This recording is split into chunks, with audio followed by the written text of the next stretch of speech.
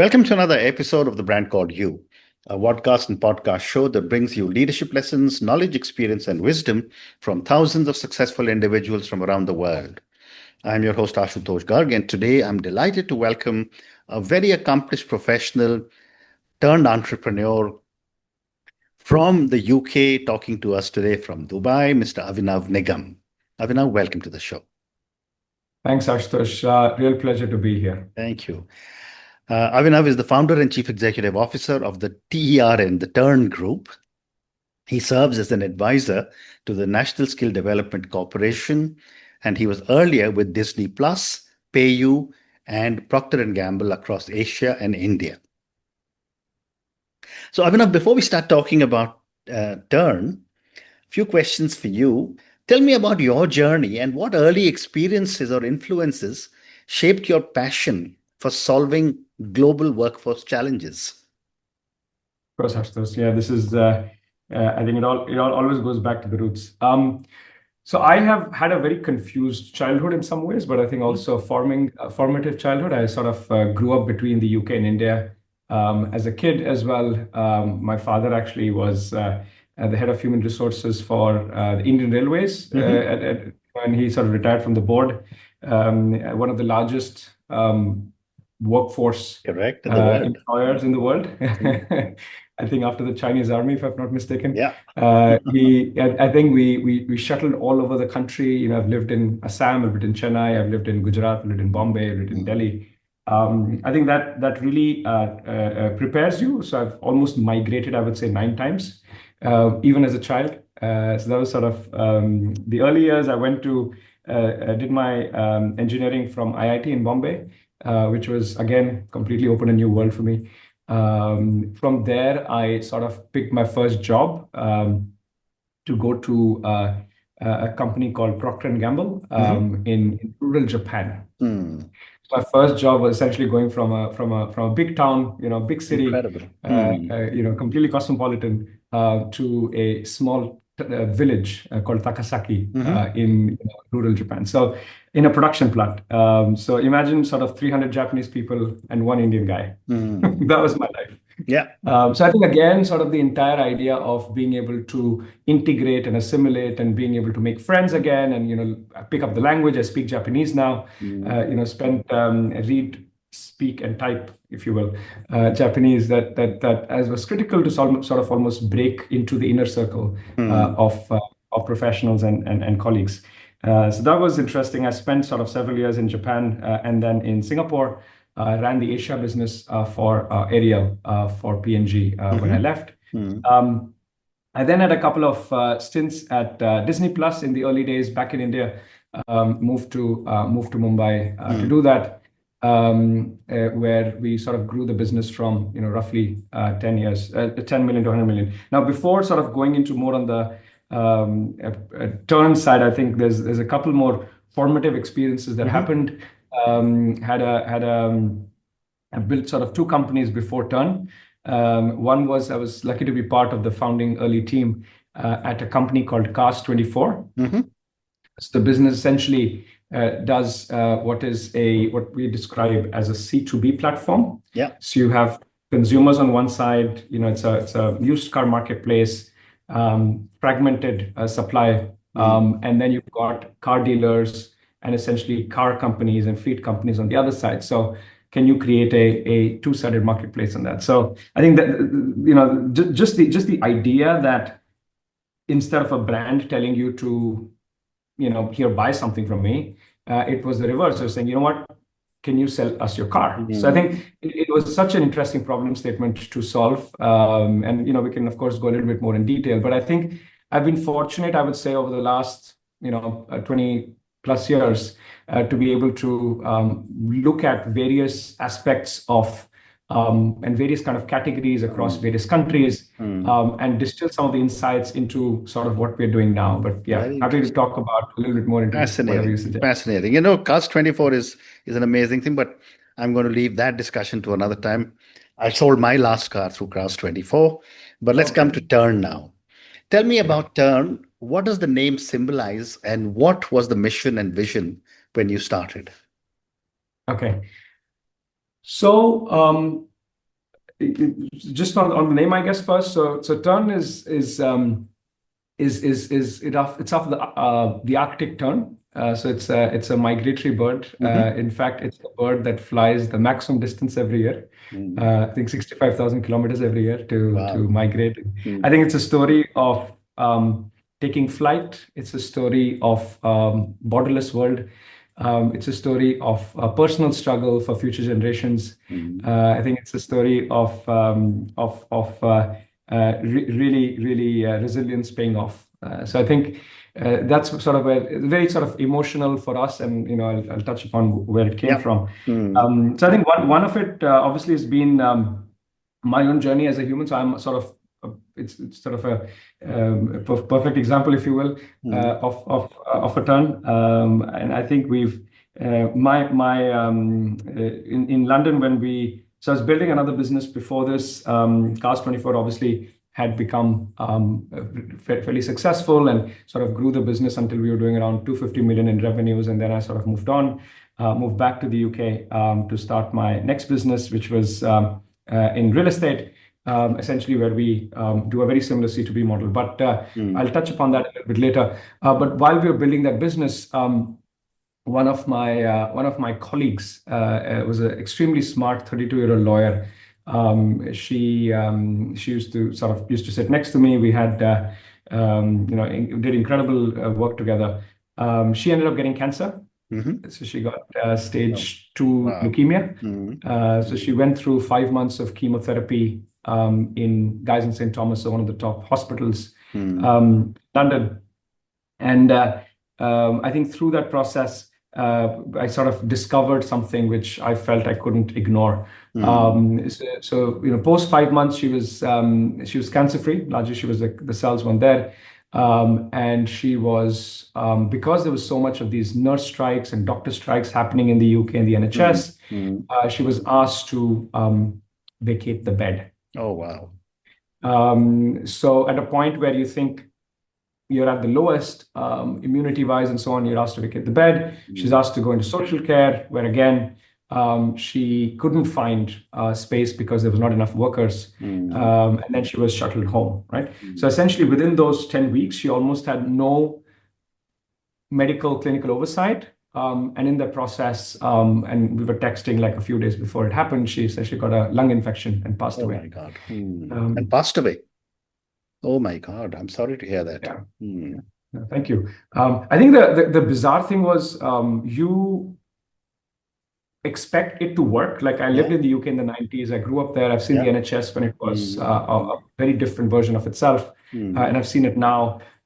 Similarly, my wife grew up in Germany and then in India, right? So she's seen the German healthcare system. And then now we had another friend who had a tragedy. They lost their child to the German healthcare system where they couldn't get intervention within for almost 6-7 hours because of lack of staff. So it's just a growing and an almost it's been a gradual decline over the last 20 years, and it's just been such a big issue, and largely goes back to the lack of workforce. So you've got the biggest shortage on one side of healthcare and old age care workers that the global north has ever seen, right? We're talking about roughly 18 to 20 million people short in healthcare and old age care. You've got these economies or these markets becoming older. You've got average ages between 43 to 49, Japan, Korea, almost 50. Replacement rates are down, fertility rates are down. So people don't really, there are not enough babies being produced. So average fertility rates being 1.3, even 0.9 in the case of Korea, in Italy. And then it's a perfect storm because people don't really want to do these jobs. 18 to 25 that are graduating don't want to do these jobs because they are usually in rural towns or more difficult conditions. There's hard employment hours and so on. Anyway, so huge sort of gap in the market here. Then secondly, this is all happening at the same time for me, right? In the 6 months while I was building this company, you've got so we have a nanny in London, this girl called Anjali from Gujarat, right, from Ahmedabad, speaks good English, and then been working with us for a while, and we're like, what's your story? Turns out she's an operating theater nurse from Ahmedabad. from one of the top hospitals. Mhm. Turns out she is from a very good nursing college in Surat. And her dream was to work at the NHS, to work in the UK. Now, this is all happening while I'm seeing that there is a massive short. Like it's just, and she essentially found an agent to help her get this job in the UK in the NHS. And over the course of that year, she ended up paying a lot of money to this agent. And then when you ask her, she realized it's almost 50 lakh rupees. Wow. Right. So her father had to sell their family house so that this girl could live her dream to work in the NHS. Now, the crazy thing is, she gets the job, she comes over, realizes after arriving on the right visa, by the way, realizing the job is fake. Oh. This is happening in present day Great Britain, right? And it blew my mind. Like she's essentially, it's a dom care facility. They pay the money in a bank account. She pays the money back to keep the visa running. And this is happening thousands of cases like this. So essentially, the reason for that, right? So the reason why there is such an aspiration/desperation is that, quite contrarily to sort of the top line news, India is growing, India is booming, India is doing really well. One of the fastest GDPs and most recession proof. But at the same time, you've got a epidemic emerging of sorts, where you've got one of the biggest oversupplies emerging. You've got almost 105 million people now that are either unemployed or stealth unemployed within sort of the age bracket, right? So whatever, 18 to 25. And I think that became a very apparent problem, wherein you've got, and India has essentially been investing, as per, Honorable Prime Minister Modi's mission, more and more into things like healthcare, medical college seats and nursing college seats. And so we have doubled the capacity of the last 5 years. So that is emerging at the same time as there is a massive fall. And if you look across the world, most countries will not be able to support this kind of talent shortage, including countries like China. Like they're going to be negative 20 million people in terms of skilled worker requirements. And most countries, Africa included, will essentially start slowly closing that exodus. So India is actually positioned in a very unique way to be able to take advantage of what is one of the, it's a lifetime opportunity to be able to connect the dots. So that's sort of where it all came from. How interesting. Wow. What an amazing opportunity you've found, and what an amazing kind of service you are and will continue to give to people from India. But let's keep talking about, how are you using technology? And today's world is everyone's talking about AI. How does AI power the core recruitment and mobility engine at TERN? Of course. So how does TERN work, first of all? So what is the problem we're solving there, right? So essentially, as I explained with the Cars24 business, we did a very similar thing with real estate, where we were connecting residential housing to large investors, socially minded investors in Europe, across Europe. So we sort of use that model to build a fairly large business. And then in a very similar light, right? If you just replace car, real estate, and humans, if you can actually create a model that connects the talent directly with the employer. Now, the problem is you've got today 7 layers between the talent and the employer. You've got a training school, you've got a broker, you've got an immigration lawyer expert, you've got a recruiter on this side, an India side, you've got a recruiter on the other side, then you've got the employer. There's a lot of layers there. Right?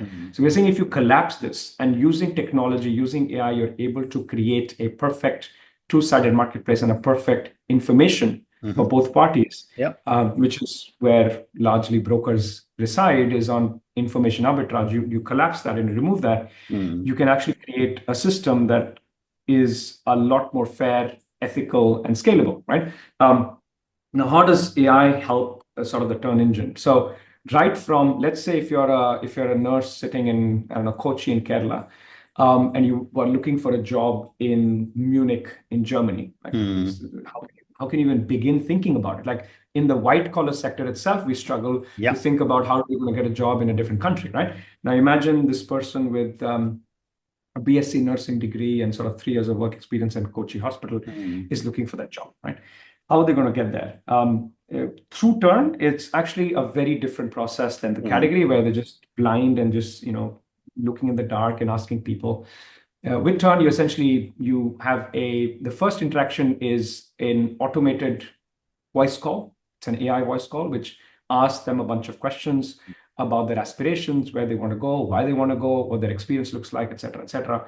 It then continues the conversation on WhatsApp with AI again as well, where there's document gathering, data gathering, again, a qualification step, ensuring that they are compliant and ready in order to apply for these roles, or it'll guide them automatically on what should be the right steps to take. Then you get into a 20-minute, 30-minute video interview, which is also a two-way AI interview.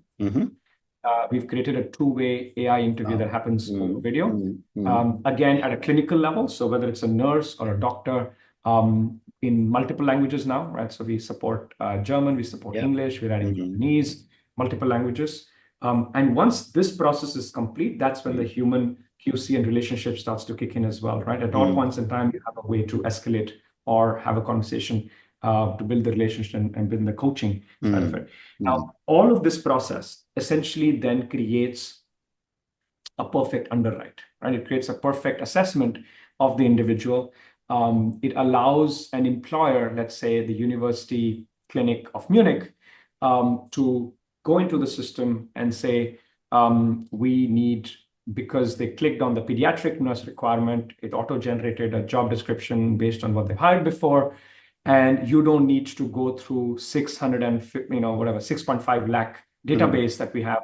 You can just look at the 7 nurses in pediatric that have the language level of German, they have the technical requirements, and they have the documents in place, and they're a 90% plus fit for the role that you've just announced. So it creates so much transparency and speed that what we're hearing from clients is, on Friday, I can just go in and I can set up the job and I can go home on Saturday, Sunday, and the interviews are happening at all points in time, 1 a.m., 3 a.m., 5 p.m., whatever.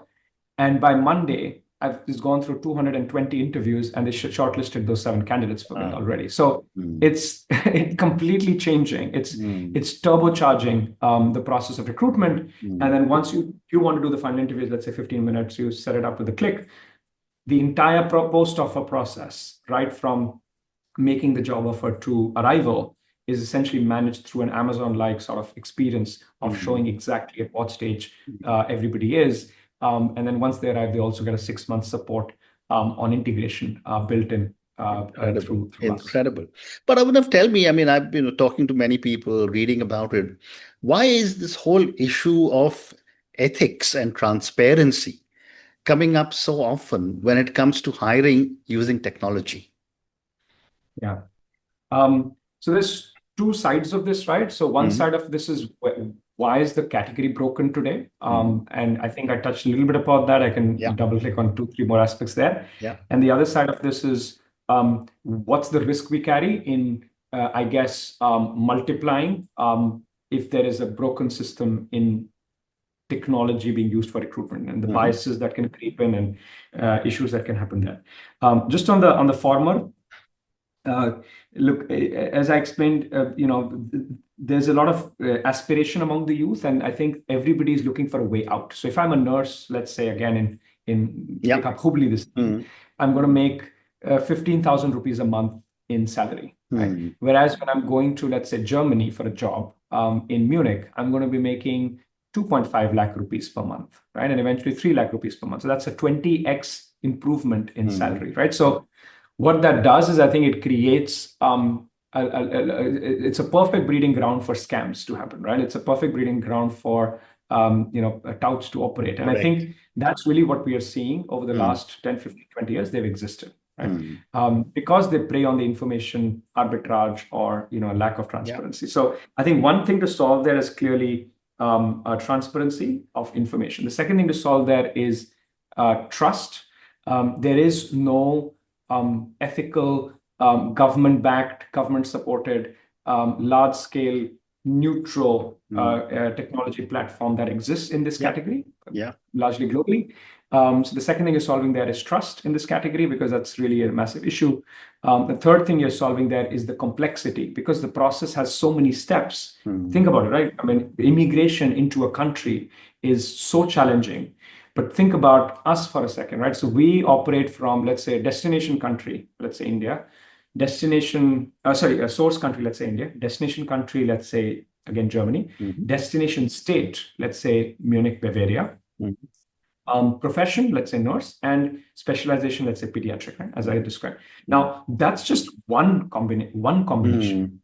Across the markets, we are operating around 13 countries. You essentially now have over 10,000 combinations on our platform that we're supporting. Now, a typical agency can only support maybe 70 to 80, right? Now, this is where technology comes in, right? So the complexity of the transaction, every state in Germany has a slightly different requirement on documentation for the visa, right? I mean, that's crazy, right? If you think, and not just visa, but also the recognition for them to work as a nurse in the country. So I think that's the other piece. Because it's so complex, it's almost impossible to solve. So I think a lot of the ethical challenges are emerging because of these three issues, right? So if you are solving exactly those, and this is why we work very closely with the governments, we ensure that a lot of the learnings we have, a lot of the technology systems we have are directly integratable into the government systems, right? The digitization process happening in Germany right now, the global skills partnership that's emerging, et cetera, the NSDC work that we're doing in India.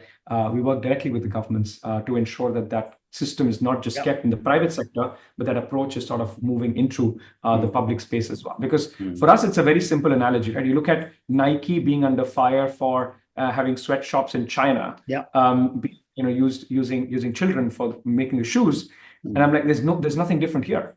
The employers, even for a global recruitment play, skilled talent coming from overseas, should have a very similar mindset, because whatever is happening down the supply chain, they're accountable for as well. So I think we're making them recognize it's not just about your recruiters in Germany, let's say, being ethical, or the UK being ethical. It's actually about down the supply chain, building that full transparency, and that's what we sort of are working towards. Amazing.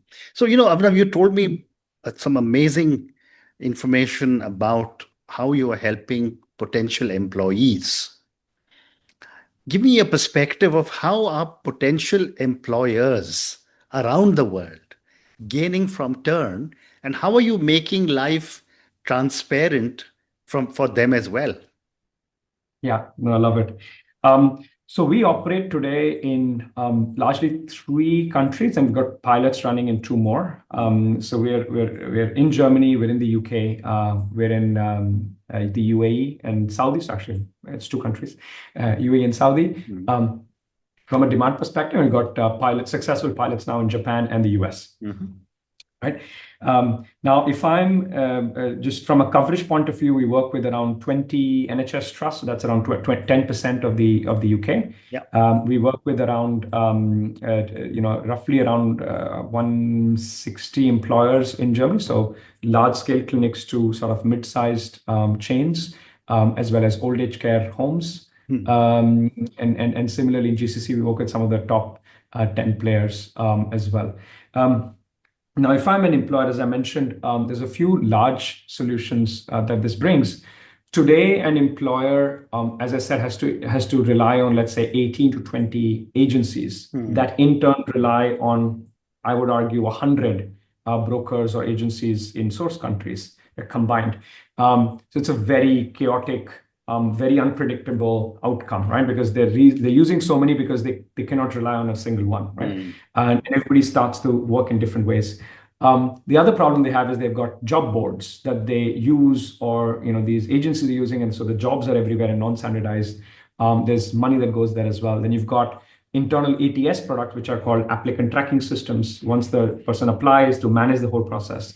And then, of course, you've got a lot of cost related to HR teams, which, hiring, for some of those roles, they want to find more efficiency. So like a lot of these 4 categories, we've essentially compressed into a single product, right? So a typical applicant tracking system is very passive in the sense that you have to feed it the information and then it, moves forward.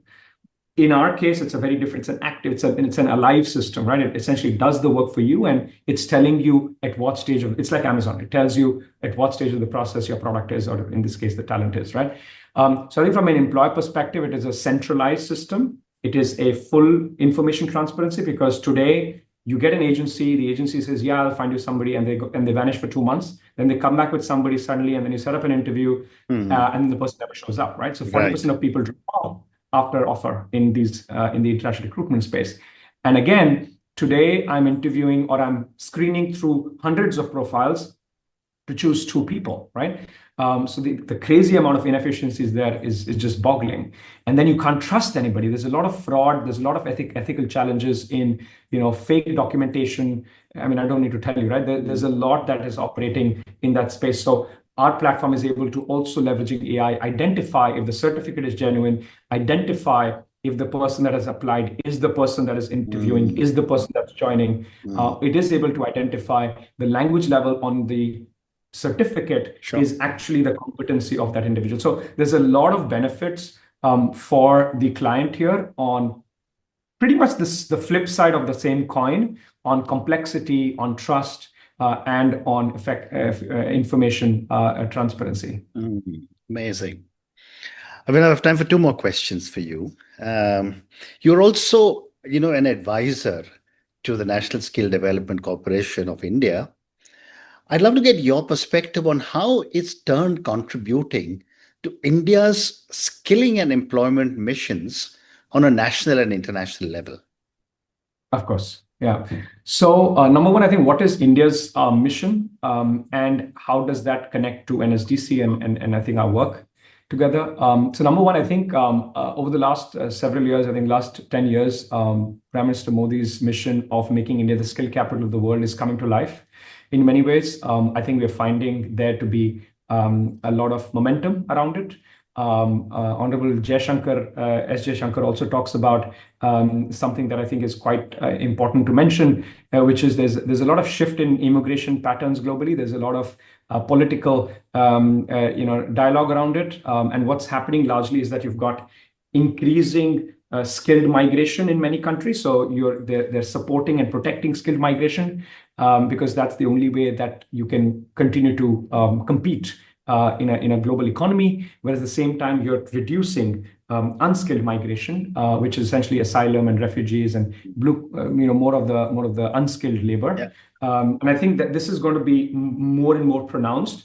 And slowly we're seeing some of the policy changes in that direction, whether it's the H-1B protection by the US government, Trump coming out vocally, or the UAE government announcing golden visa for nurses, or Britain, UK announcing national insurance exemption for doctors from India, or Germany announcing a fast track visa program for Indian nurses. So we're largely seeing a very clear shift in the kind of migration that is being protected, right? At the same time, I think that has been observed that India essentially is in a very unique position to exert a soft diplomatic power globally through its people, right? So what we call sort of the service right mindset. So I think there is a very clear trend emerging, and I think if you take it 2 steps further, you essentially got 2 big advantages of that. One is the circular migration, where a lot of these talents go abroad, overseas, learn for 5-10 years, and we're seeing that pattern emerging more and more. I've did a massive study with the Indian School of Business on this. A lot of them come back to contribute to the healthcare sector, other sectors in India. The second thing that's emerging, as we know, is that remittances are growing rapidly, right? So India is now the largest player in global inward remittances, crossing 100 billion and effectively getting to 250 in the next few years. So those are the advantages we're seeing with sort of this mission of, and that's where we spend a lot of time at least my work with NSDC has been around supporting how do we create ethical channels, government to government backed channels that are then executed by ethical private players, creating digital transparency on both sides, ensuring that frameworks are followed, ensuring that at the end of the day, the only people that are critical in this are the talents, are the individuals who are usually left to their own devices. So I think putting that in the center and policy making around that is essentially mostly what our work at the NSDC also is. Very interesting. And my last question, you did mention that, what's happening in the US, or how countries are opening up visas for so many different specializations. But at the same time, we are also seeing an amazing rebuilding of walls or rebuilding of boundaries. I'd love to get your thoughts on, with nations building walls all over again, how do you envision the future of global talent mobility? Yeah, no, I love that. Just stuff I obsess over is how governments think and operate, and Yeah. how the public sector works in various markets. So, look, it's very interesting. As I mentioned, there's a paradox emerging on what the political dialogue is and what the policy making is, right? So, naturally, there has been a sort of nationalization sentiment across various markets, right? If you look at Europe, Poland, Italy, and even if you look at the US in some ways, but I think that nationalization drive, is actually not necessarily affecting skilled migration. In fact, I think what is becoming clear to countries is that they have to, in order to stay competitive, in order to have GDP compounding results and not GDP declining. I think some of the unskilled migration has been GDP declining for a lot of markets, and they've sort of realized that. So they're closing borders in many ways. There's a lot of pomp and show around it, sending people back on warplanes from the US, or having police follow people on live on camera, like it's stopping the boats in the UK. It's a very lot of pomp and show, which I think makes sense, because you have to also cater to the larger population and remind them. Correct. And there is unsustainable level of unskilled migration. So I think that will continue to happen.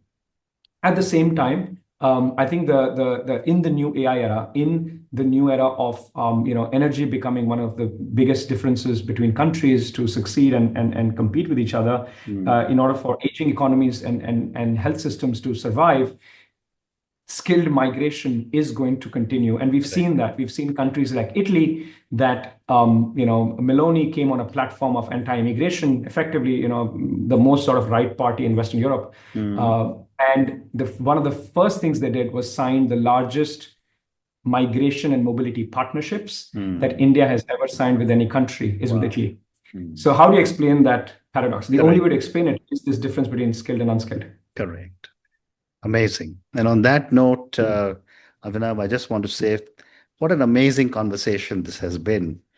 From your own journey, which took you all over the world, including all over India, to building TERN. I think, you're supporting people when they're going through one of their most life-changing experiences, which is immigration. Not only are they uprooting them from the country they were born in, but they're going to find a new life and maybe build a whole family and generations in a new country. Thank you for talking to me about TERN, about all the work that you're doing for employees, for employers. And I'm very, very hopeful that from the country of our birth, which is India, the opportunities exist. Our demographic dividend is large. And I'm sure with people like you, you will do a lot of good for so many young people in our country. Thank you for speaking to me, and good luck to you. Very kind, Ashutosh. This was absolutely one of the best podcasts I've been a part of. Thank you. Thank you. Thank you for listening to the Brand Called You videocast and podcast, a platform that brings you knowledge, experience, and wisdom of hundreds of successful individuals from around the world.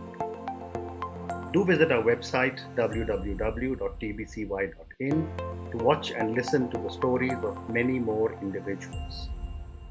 You can also follow us on YouTube, Facebook, Instagram, and Twitter. Just search for the Brand Called You.